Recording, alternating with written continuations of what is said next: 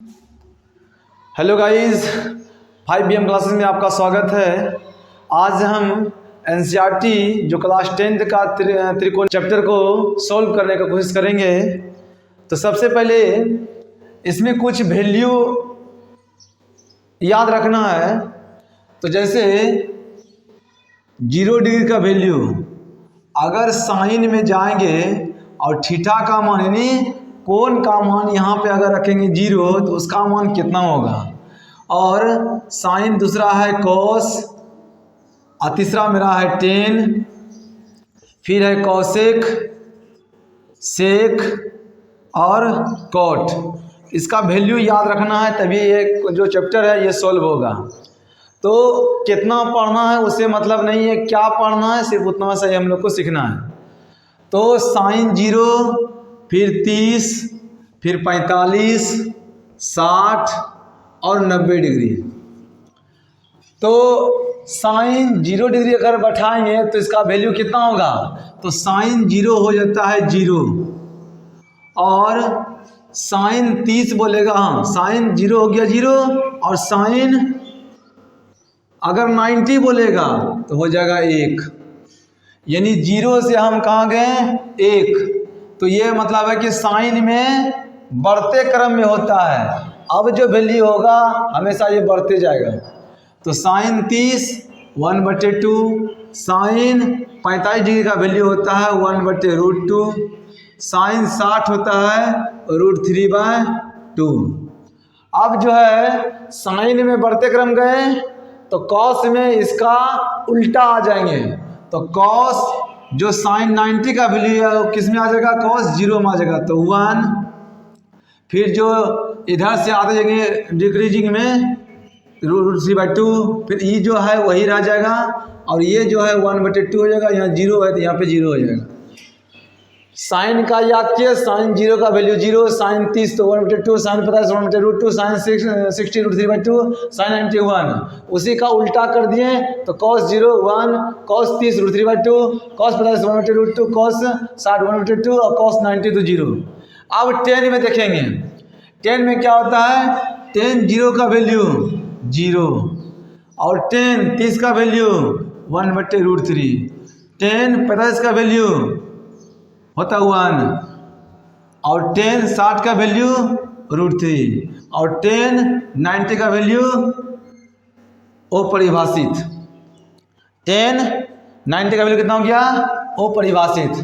अब जो है इसको खाली पलटा देंगे तो याद रखना है 1/0 हो जाता है इन्फिनिटी और 1/∞ ये भी हो जाता है 0 और 0/0 होता है ये अनडिफाइंड, इसको डिफाइन नहीं किया जा सकता है। तो ये तीनों हमेशा याद रखना है। इसको पलटाएंगे, साइन का जो इसको खाली पलटा देंगे, इसके नीचे कुछ नहीं तो 1, तो 1/0 हो जाएगा। तो 1/0 का वैल्यू होता है इन्फिनिटी, यानी कॉसेक क्या हो जाएगा, इन्फिनिटी हो जाएगा। कॉसेक 30 इसको पलटा देंगे 1/2 तो 2/1 हो जाएगा, तो खाली 2 लिख सकते हैं। कॉसेक 45 इसको पलटा देंगे कितना हो जाएगा √2, इसके नीचे 1 तो 1 लिखें या ना लिखें कोई टेंशन की बात नहीं है। कॉसेक 60 इसको पलटा देंगे तो 2/√3 और कॉसेक 90 तो 1/1 तो 1 हो जाएगा। अब सेक जो है, सेक कॉस का उल्टा होगा, इसके नीचे कुछ नहीं तो 1 है, इसको पलटा देंगे तो 1 हो जाएगा। फिर इसको पलटाएंगे तो 2/√3 हो जाएगा, इसको पलटाएंगे तो √2 हो जाएगा, इसको पलटाएंगे तो 2/1 हो जाएगा और इसको पलटाएंगे तो 1/0 तो इन्फिनिटी हो जाएगा। फिर अगला जो है cot 60 है, cot का निकालना वैल्यू। तो यहाँ पे थीटा या फिर किसी रखेंगे तो 0 रखेंगे तो 10 का उल्टा हो जाएगा तो 1/0 तो इन्फिनिटी और इसको पलटाएंगे तो √3, इसको पलटाएंगे तो 1, इसको पलटाएंगे तो 1/√3 और इसको पलटाएंगे तो 1/∞ क्या हो जाएगा 0। तो ये सिर्फ वैल्यू याद रखना है, इसी पे क्या होगा याद होगा। अब देखेंगे 8.2 जो एनसीईआरटी का है उसका पहला नंबर सवाल सॉल्व करेंगे। साइन 60 तो इसका वैल्यू होता है √3/2, cos 30 उसका भी वैल्यू होता है √3/2 प्लस साइन 30 1/2 और cos 60 1/2।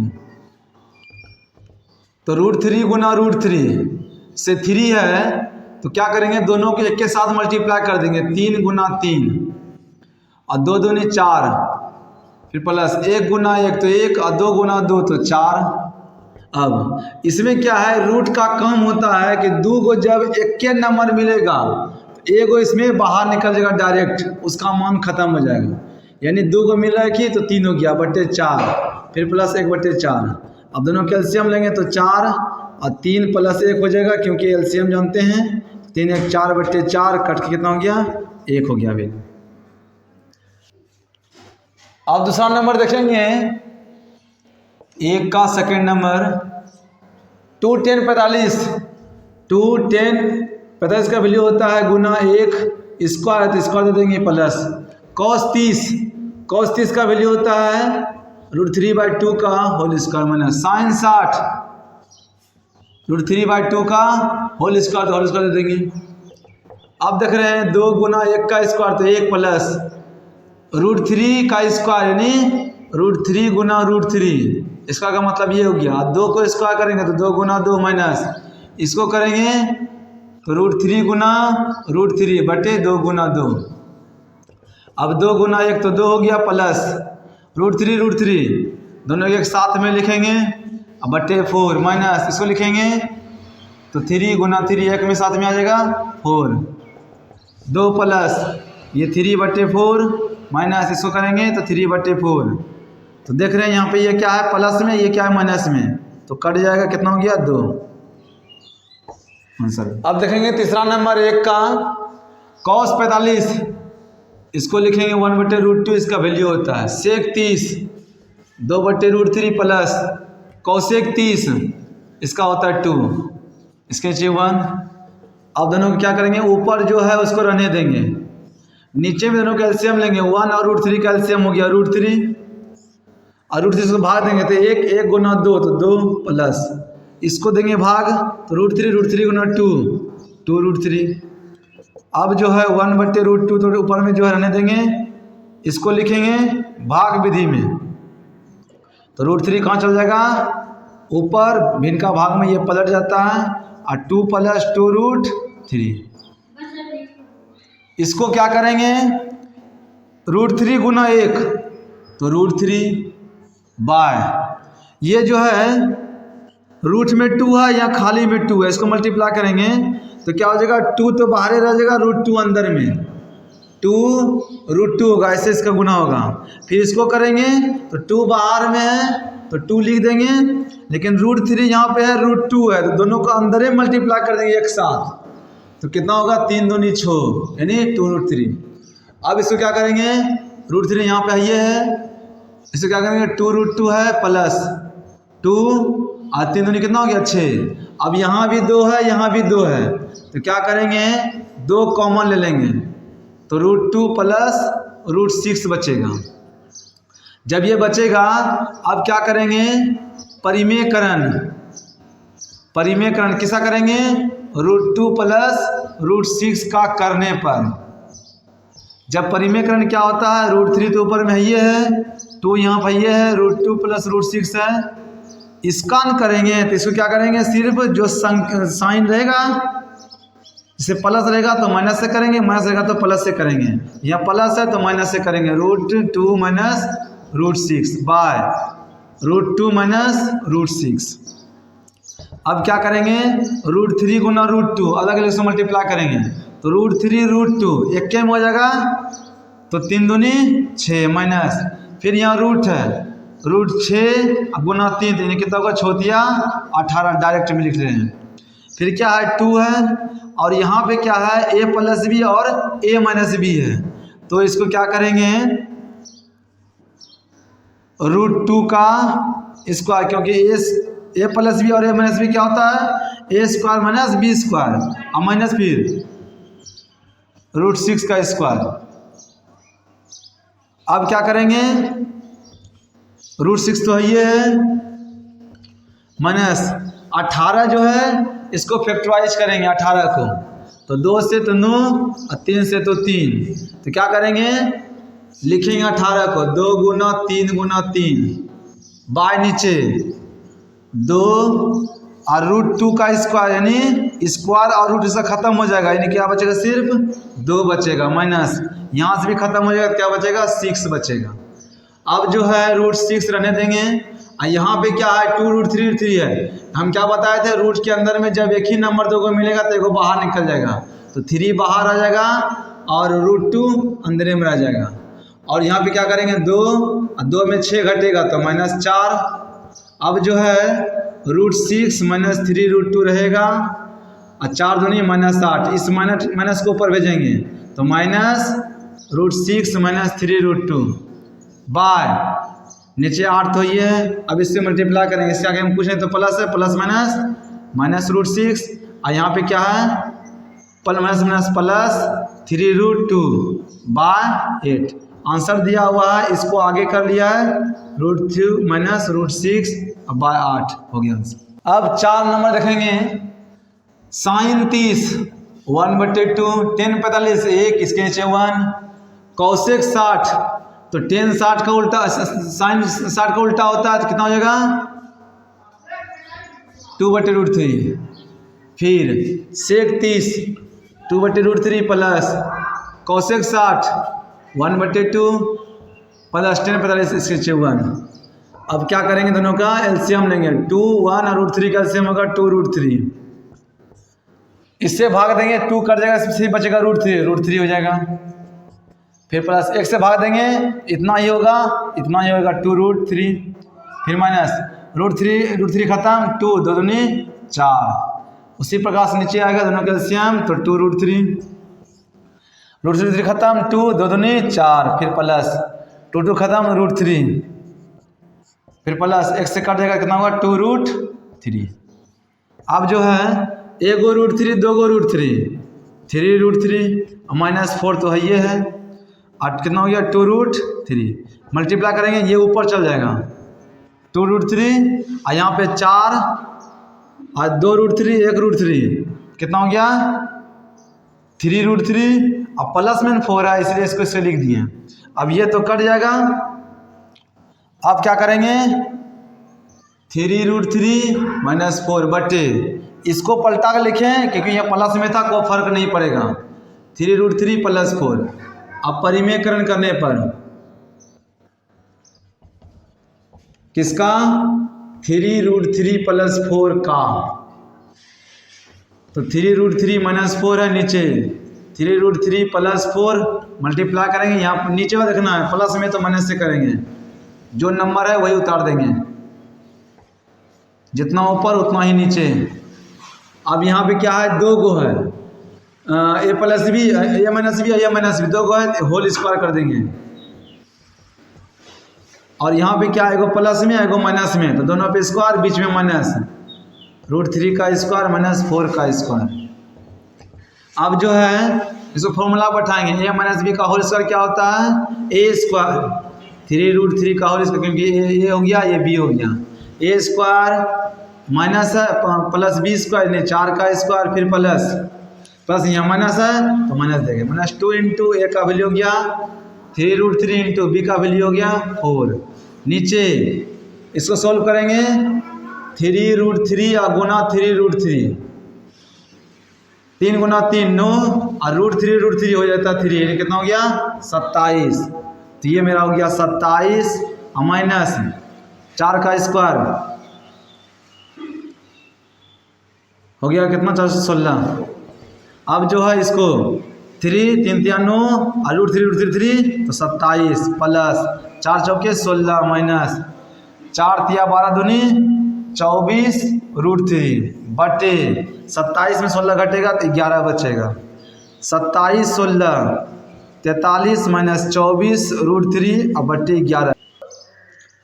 अब देखेंगे 1 का 5वां नंबर 5 गुना cos 60 हो जाता 1/2 का होल स्क्वायर, फिर प्लस 4 गुना sec 30 2/√3 का होल स्क्वायर - tan 45 1 का होल स्क्वायर। नीचे sin 30 1/2 का होल स्क्वायर, cos 30 √3/2 का होल स्क्वायर। 5 गुना 1/1 का स्क्वायर तो 1, 2 का स्क्वायर तो 4 फिर 4 गुना 2 का स्क्वायर तो 4 और √3 का स्क्वायर तो सिर्फ 3 हो जाएगा। माइनस के 1। अब जो है 1 का स्क्वायर 1, 2 का स्क्वायर 4 प्लस √3 का स्क्वायर तो 3 और 2 दूनी तो 4। अब 5 1 5 बटे 4 फिर प्लस 4 चौके 16 बटे 3 माइनस 1 बाय दोनों कैल्शियम तो 4 1 प्लस 3 तो सब कैल्शियम लेंगे तो 4 तिया 12 4 से भगा देंगे तो 3 और 5 तिया 15 फिर प्लस इससे भगा देंगे 3 से भगा देंगे 12 में तो 4 16 चौके 64 माइनस 1 से भगा देंगे 12 में तो सिर्फ 12 नीचे 3 1 4 बटे 4। अब 15 में 12 घटेगा तो 3 और प्लस 64 बटे 12 इसके नीचे तो कटिए जाएगा बचा 1 लिखे या ना लिखे 64 और 3 67 बटे 12 हो गया आंसर। अब दूसरा का पहला दिया हुआ ऑब्जेक्टिव बोलता आप इसको सोल्व कीजिए बताइए इसमें किसका वैल्यू कहाँ आ पाता है। इसको सोल्व करेंगे तो 2 गुना 10 30 का वैल्यू होता है 1 बटे √3 और 1 प्लस 10 30 तो 1 बटे √3 का होल स्क्वायर तो 2 गुना 1 तो 2 और बटे √3 इसके 1 प्लस 1 का स्क्वायर तो 1 और √3 का स्क्वायर तो 3 तो 2 बटे √3 गुना नहीं तो एलसीएम लेना है दोनों का एलसीएम 3 और 1 से कटेगा तो 3 प्लस 1 तो जो ऊपर में 2 बटे √3 रहने देंगे इसको 3 ऊपर नीचे 3 1 4 तो ये क्या हो गया 2 से कट जाएगा तो 2 1 3 अब बटे 2 √3 और 1 3 में कितना √3 होता है तो 2 गो होता है √3 बटे √3 तो कट गया तो √3/2 √3/2 दो मेथड बोलता है एक cos 30 और sin 60 तो यहाँ ऑप्शन देखेंगे cos 30 तो नहीं है sin 60 है नहीं 1 नंबर हो गया आंसर। अब जो है दूसरा का चौथा नंबर देखेंगे 2 10 30 का वैल्यू होता है 1 बटे √3 बटे 1 माइनस 10 30 1 बटे √3 का क्या है होल स्क्वायर है 2 गुना 1 2 बटे √3 इसके 1 माइनस 1 का स्क्वायर 1 √3 का स्क्वायर तो 3 इसके 2 बटे √3। अब एलसीएम लेंगे इसका तो 1 3 माइनस 1 2 बटे √3 गुना ये 3 चल जाएगा ऊपर और 2 में 3 में घटेगा तो 2 खत्म √3 गुना √3 क्योंकि 1 3 में 2 √3 होता है √3 खत्म हो गया बचा सिर्फ √3। जब √3 है तो √3 किसका मान होता है तो 10 60 का होता है √3 10 60 है यहाँ। अगले सवाल में यदि 10 a प्लस बी बराबर √3 और 10a माइनस बी बराबर 1/√3 है ये आपको दिया गया है तो बोलता है मान ज्ञात करने के लिए a प्लस बी का जो मान आएगा ना 0 डिग्री से बड़ा होना चाहिए और 90 से या तो बराबर या फिर छोटा होना चाहिए और a का जो वैल्यू है ये b से अधिक होना चाहिए b का छोटा a का बड़ा होना चाहिए इसका मतलब ये हुआ। तो क्या करेंगे 10 a प्लस बी बराबर दिया हुआ है √3 तो 10 में जाएंगे और देखेंगे कि 10 जो है √3 किसका वैल्यू होता है तो 10 यहाँ पे a प्लस बी तो देखेंगे 10 60 का वैल्यू होता है √3 ये 10 खत्म हो गया तो a प्लस बी बराबर हो गया 60 डिग्री इक्वेशन फर्स्ट। फिर यहाँ से चलेंगे 10 a माइनस बी बराबर 1 बटे √3 तो 10 a प्लस बी जो है 1 बटे √3 होता है 10 30 का वैल्यू होता है ये 10 कैंसिल तो a प्लस बी बराबर हो गया 30 डिग्री प्लस नहीं माइनस तो ये क्वेश्चन हो गया सेकेंड।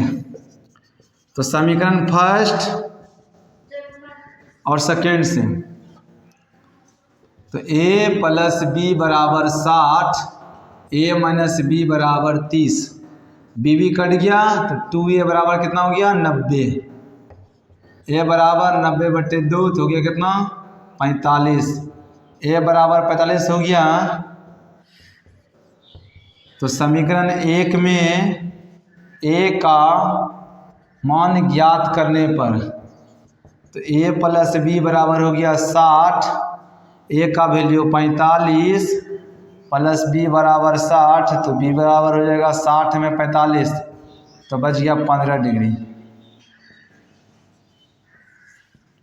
b का 15 डिग्री। तो जो है वो प्रूफ हो गया। अब देखेंगे 4 का 8.2 का आखिरी जो सवाल है उसमें दिया है ऑब्जेक्टिव और बताना है सत्य वो सत्य है कि नहीं। तो यहाँ पे साइन जो है a प्लस बी, क्या इसको हम अलग अलग लिख सकते हैं? तो बिल्कुल लिख सकते हैं, क्योंकि sine a plus sine B, इसका मतलब ये क्या हो गया सत्य हो गया। कौन है ये वैल्यू कौन है, इसके साथ मल्टीप्लाई में नहीं रहता, लेकिन यहाँ पे क्या दो कोण अलग अलग दिया हुआ तो एक एक के साथ लिख सकते हैं। यानी साइन ए जो गुना में इतना नहीं रहता क्योंकि इसका कुछ वैल्यू होता नहीं है, इसका कुछ वैल्यू होता है। इसका मतलब ये क्या है सत्य है। थीटा में वृद्धि होने से, तो अगर साइन में बात किया जाए साइन 0 और साइन 90, तो यहाँ क्या होगा 30, 60, 45 होता है, बढ़ते जा रहा है तो इसका वैल्यू होता है 0 होता है 1। तो साइन में ये क्या हुआ है 0 से 1 तो बढ़ रहा है, इसका मतलब ये क्या है सही है। सेकंड नंबर सही, फर्स्ट नंबर सही।